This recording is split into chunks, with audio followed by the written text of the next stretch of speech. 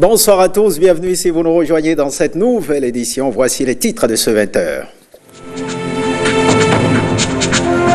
Le Bénin et la Chine renforcent leur coopération et un colloque est organisé à Cotonou pour permettre aux deux partenaires de tirer le meilleur de leur collaboration. On en parle dans cette édition.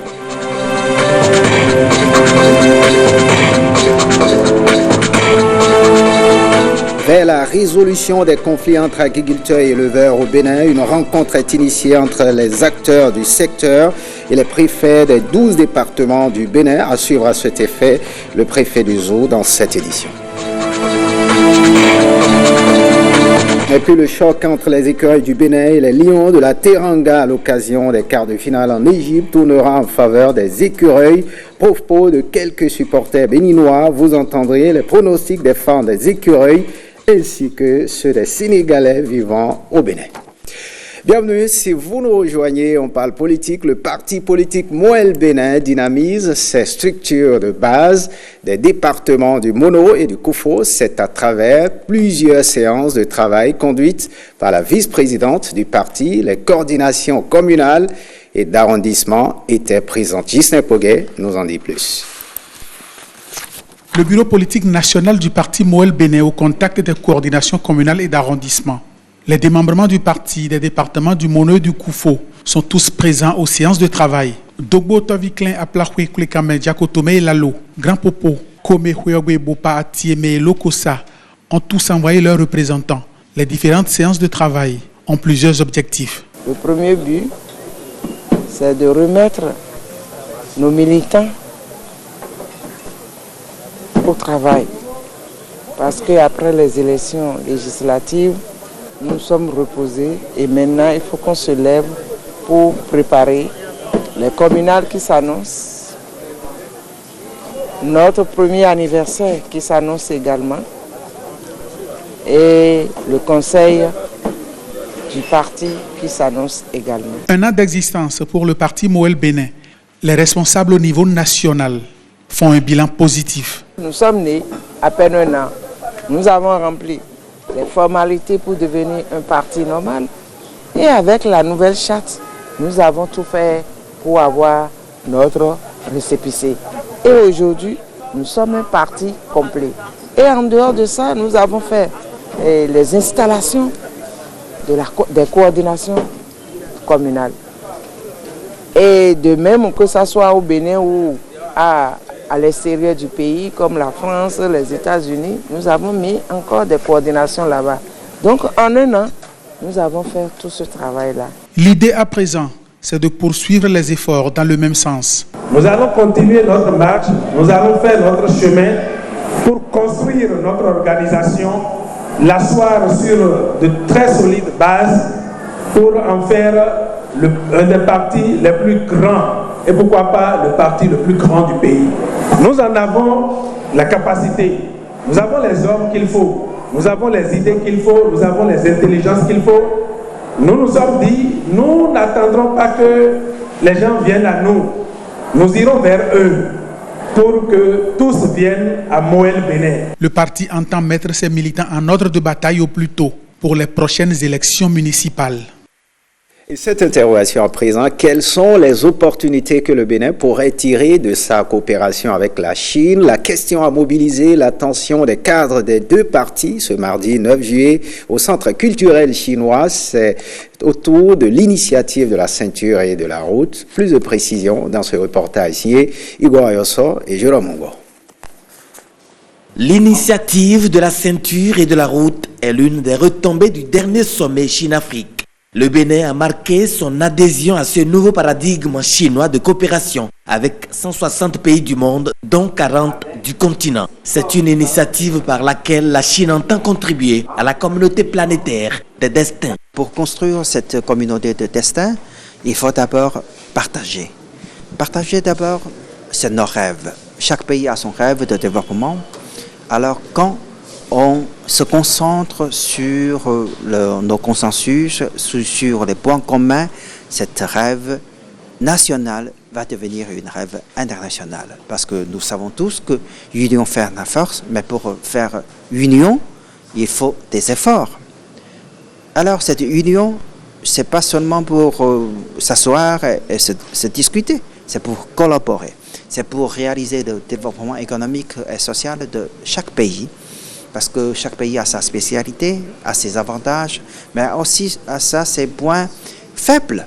À ce colloque, il s'agira de dévoiler au Bénin les opportunités qu'il peut tirer de cette coopération. La première, qui me semble être la condition sine qua non, est que déjà que les cadres béninois à divers niveaux, mais particulièrement au ministère en charge des affaires étrangères, de la coopération et ceux en charge du développement et du plan, mais également le ministère de l'économie et des finances, que les cadres de ces trois ministères, également des secteurs, maîtrisent le concept même de la ceinture et de la route, maîtrisent l'enveloppe, mais maîtrisent également le contenu. La deuxième condition, qui me semble également être une condition importante, c'est que le Bénin puisse définir, puisse élaborer des projets qui soient éligibles justement à cette initiative. Cela voudrait dire que ces projets-là doivent partir des besoins de notre pays, mais également répondre aux exigences de cette initiative importante. Et puis la troisième et peut-être dernière condition, c'est que nous puissions mettre en œuvre de manière convenable ces projets. Et des infrastructures. L'initiative chinoise se dit dénuée de toute visée impérialiste agitée dans la presse. Ce sont des étiquettes ridicules lancées par les médias occidentaux à la Chine. D'abord, le néocolonialiste, mais maintenant il y a ce mot impérialiste. Je ne sais pas, peut-être dans le jour à venir, il y a encore des autres mots. Mais il faut demander à nos amis africains. Dans la coopération entre les pays africains avec la Chine, dans les relations sino-africaines, est-ce que la Chine est un pays frère, un partenaire pragmatique, un pays ami qui soutient leurs amis dans les problèmes qui les intéressent le plus? C'est sûr. Alors, dans ce cas-là, on est en Afrique, on parle aussi des relations entre la Chine et l'Afrique. Il faut demander aux amis africains de donner une définition de la nature de cette relation. Ce colloque international Chine-Bénin pour le développement est à sa deuxième édition. Cotonou abrite depuis ce mardi 9 juillet un séminaire sur les normes internationales de l'Organisation mondiale de la santé. L'objectif est de renforcer les capacités des participants afin de faciliter le commerce international en toute sécurité. Le reportage est de Bled Anampo. En matière de sécurité sanitaire mondiale et nationale, il vaut toujours mieux prévenir que guérir. C'est à ce titre que le séminaire régional sur les normes de l'Organisation internationale de la santé animale, OIE, s'avère important. Il réunit les participants de 23 pays d'Afrique francophone. C'est pour une meilleure compréhension du processus d'élaboration des normes de l'OIE et de leur application par les délégués des différents pays francophones de l'Afrique que le présent atelier est organisé. La formation s'étend sur 3 jours. Elle est conduite par l'OIE qui a fait appel à des experts. L'OIE a mobilisé son expertise interne, représentée ici par Dr Karen Boucher, Francisco D'Alessio et Leopoldo Stuardo du service des normes. Elle a fait aussi appel à des experts externes. Il est très important de faire ceci en toute sécurité sanitaire et pour cela, bien entendu, les normes internationales de l'OIE sont là pour être appliquées. Des normes sur la santé animale, sur le bien-être des animaux et aussi sur la santé publique vétérinaire. Et donc voilà, ça tombe donc très bien d'organiser ce séminaire. Les normes internationales de l'OIE, objet central du séminaire, font partie de l'arsenal juridique à la disposition des services vétérinaires. L'engagement actif des services vétérinaires représente la fondation nécessaire à un système équitable et sûr de commerce international d'animaux et de produits d'origine animale. Aussi, voudrais-je rappeler les résultats attendus de ce séminaire. Mettre en œuvre les normes de l'OIE, respecter les dispositions de l'accord SPS de l'OMC. Au terme de la formation, les participants pourront contribuer à faciliter la sécurisation des échanges commerciaux au sein de notre village planétaire.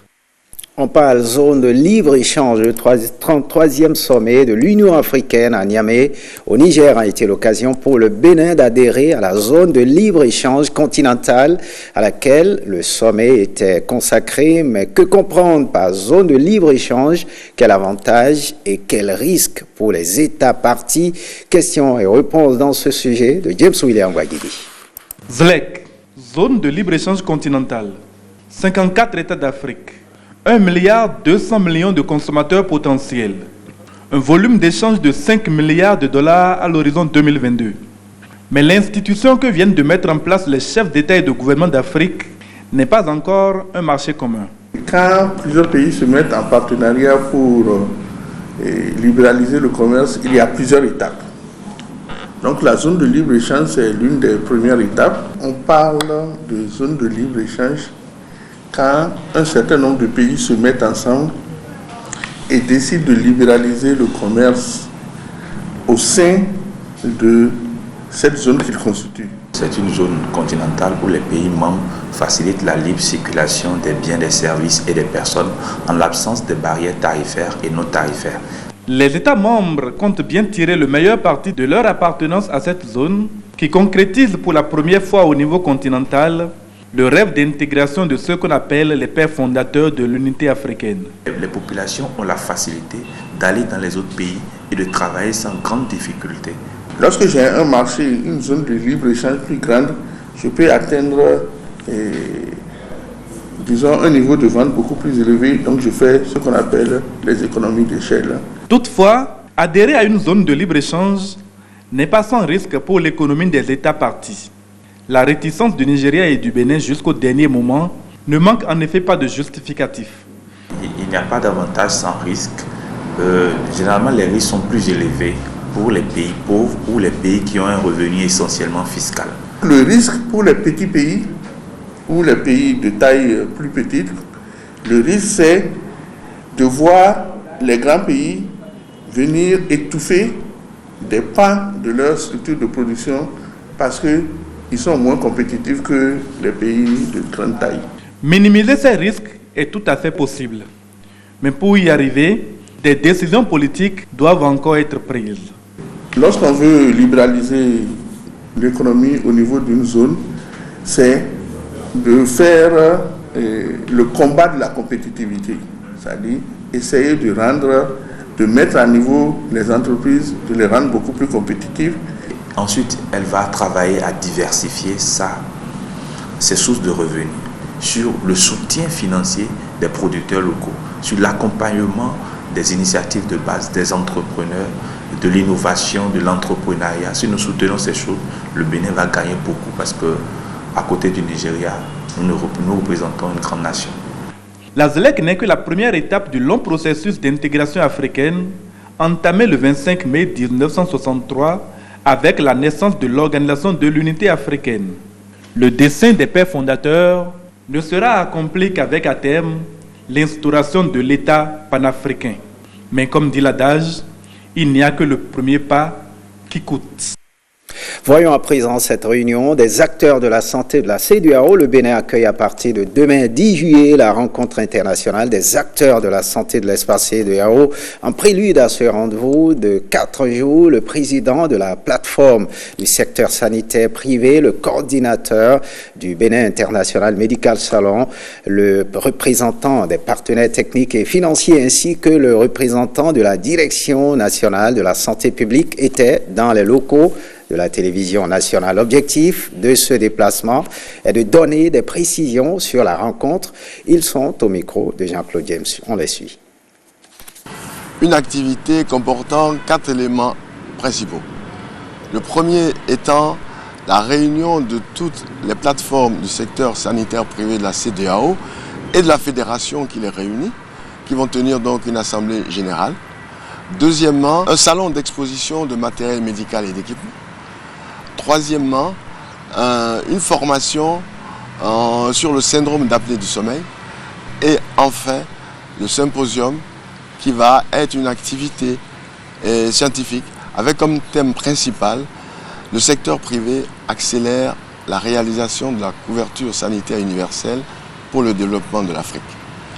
Et ce symposium, ce salon et ces activités, c'est en fait plus de 15 pays qui vont être réunis à Cotonou, plus de 200 participants et plus de 1000 visiteurs, mais aussi des partenaires techniques et financiers et le ministère qui accompagne la réalisation de cette activité.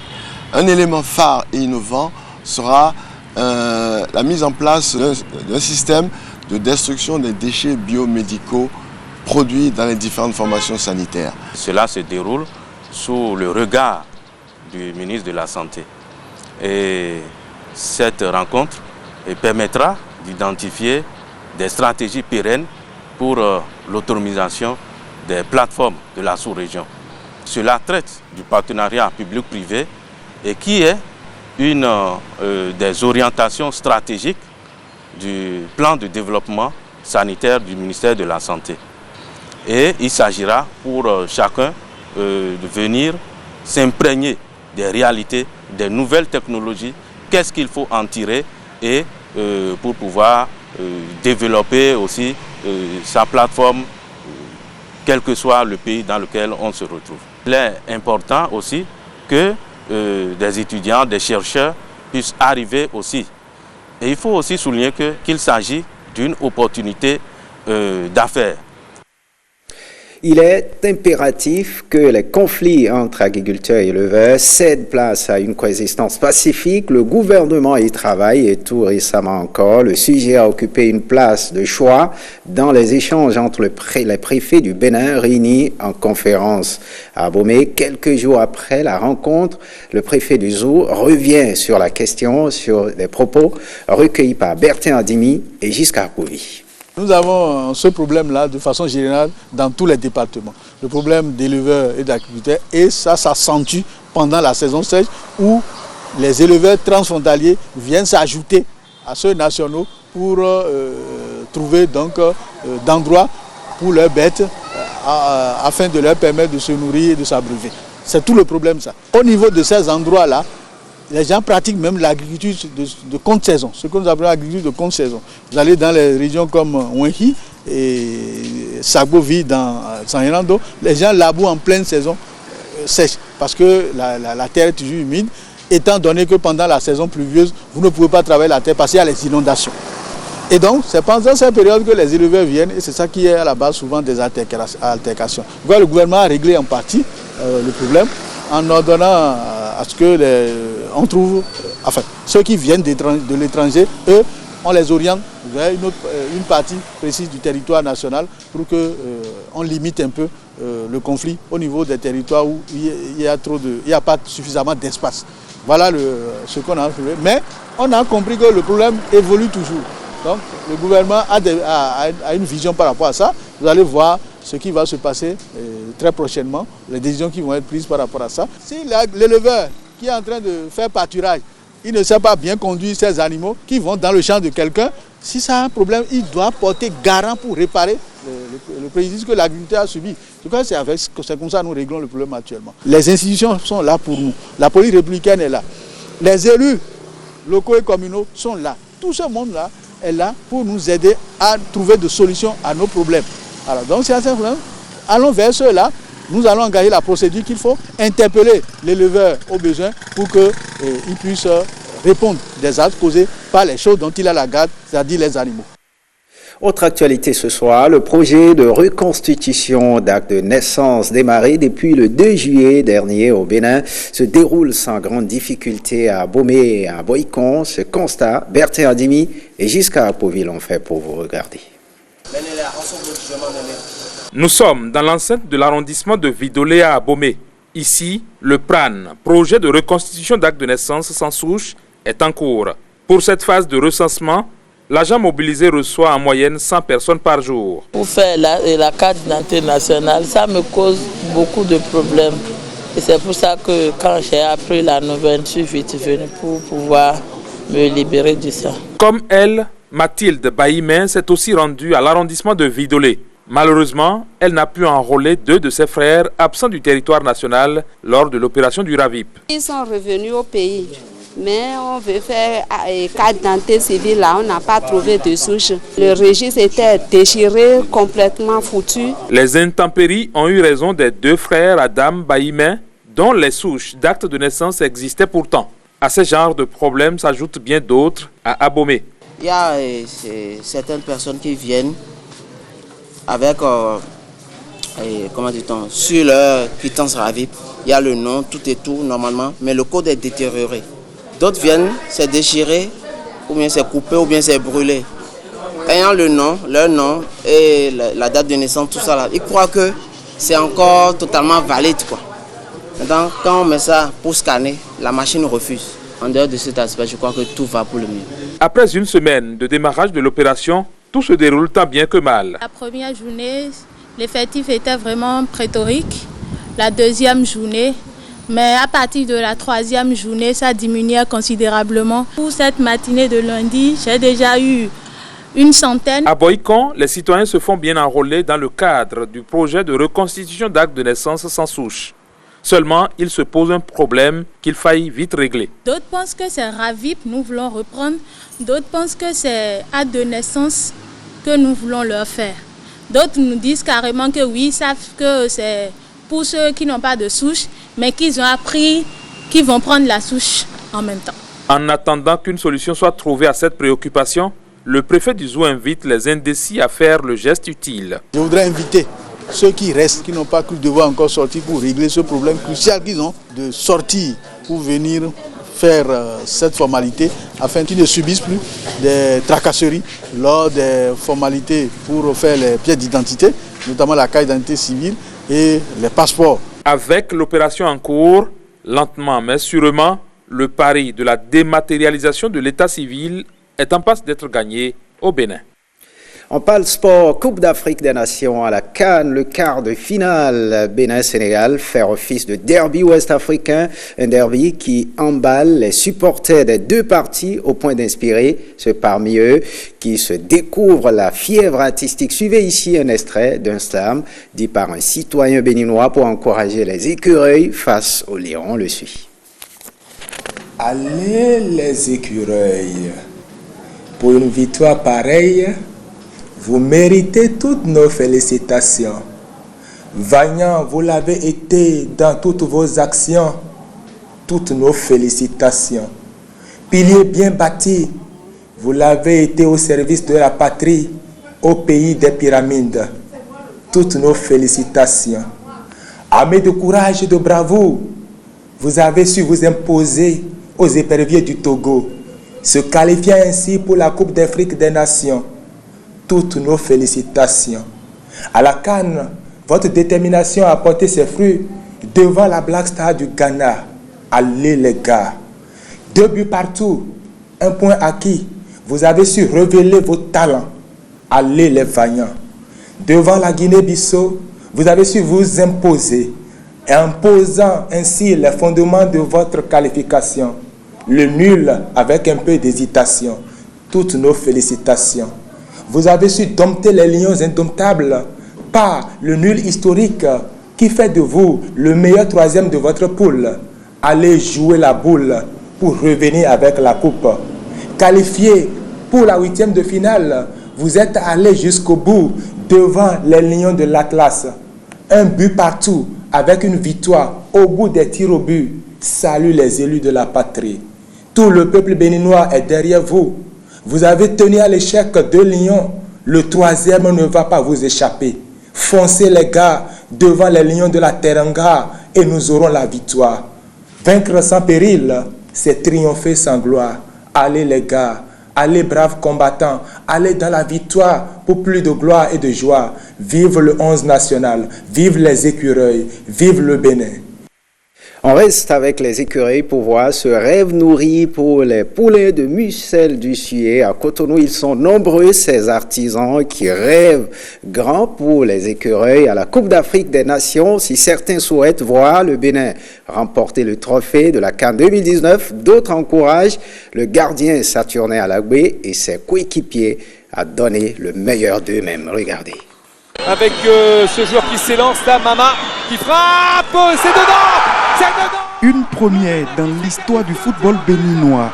Le 11 national est en quart de finale de la Coupe d'Afrique des Nations. À Cotonou, des artisans rêvent de voir le Bénin champion de la CAN Égypte 2019. Mon rêve est que le Bénin ramène la coupe ici. Moi, mon rêve pour les écureuils est que j'aimerais que les écureuils puissent ramener le trophée au Bénin.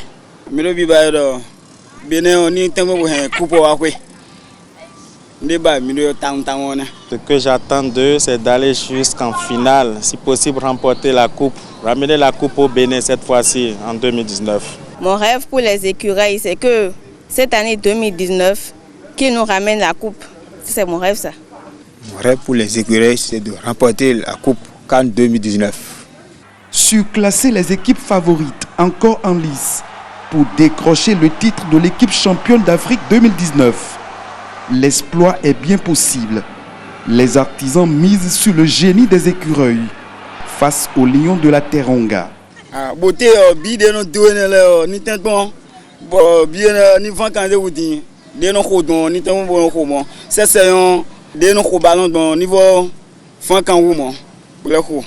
Et on espère encore beaucoup plus de Stéphane Sesseyon, notre attaquant. On espère encore beaucoup de lui. Je veux que Sesseyon marque le but de la victoire. Que Stéphane Sesseyon puisse marquer au moins 2 buts dans le jeu comme ça. Au moins 2 buts. De même que Mounier et Poté. Michael Poté aussi, ça, il n'a qu'à marquer, quoi. Il est présent une fois de plus. Alagbé, le héros pour l'instant de cette Coupe d'Afrique des Nations totale 2019. Sur toutes les lèvres, les performances de Sartuné Alagbé sont saluées. Mes deux gardiens grandis, Alagbé et Ouli Ballon de l'Eba. Et Wanone. Ni Vankando, ni Vankando, je veux que le gardien Sartuné Alagbé donne le meilleur de lui-même, en gardant bien les buts. Mon rêve pour lui, c'est qu'il soit pris dans les meilleurs clubs européens. Je veux que notre gardien, Alagbé, soit le meilleur gardien de la CAN. Gardien de Ouli Ballon meilleur, Alagbé, s'il est un bon, ni s'il est Ouli Ballon, de Ouli Ballon, bon, et dans des attentes, expression du soutien du 12e homme au 11 national, des travailleurs du secteur de l'artisanat, dont le cœur bat pour une victoire historique du Bénin face au Sénégal en quart de finale. On reste avec les écureuils après s'être qualifiés pour les quarts de finale de la Coupe d'Afrique des Nations. Les écureuils du Bénin seront face aux lions de la Teranga. À cet effet, les Béninois sont persuadés de battre l'équipe du Sénégal. Écoutons quelques-uns au micro de Malini Chibozo et Beka Kenjaonde et Patrick Imaro. Le Bénin a pu gagner le Maroc qui est classé premier selon mes informations, premier sur le front africain. Ce n'est pas le Sénégal qui est classé deuxième qui sera difficile. Je compte sur le Bénin avec son jeu. Je suis sûr que les Sénégalais seront éliminés demain et nous irons en demi-finale. Très sûr. Je dirais 2-1 en faveur du Bénin. Parce que jusque là, déjà dès le match contre le Ghana, nous avons déjà eu l'espoir que le Bénin ira loin. Donc on espère même remporter, pourquoi pas, la coupe. Donc demain, disons 1-0 du Bénin. Moi, j'ai confiance aux écureuils. Je ne regardais pas le match, mais vraiment, cette année, le Bénin m'a émerveillé. Donc 2-0 face au Sénégal. Il n'y a plus de soucis. Nous, on n'a plus peur d'une autre équipe en Afrique.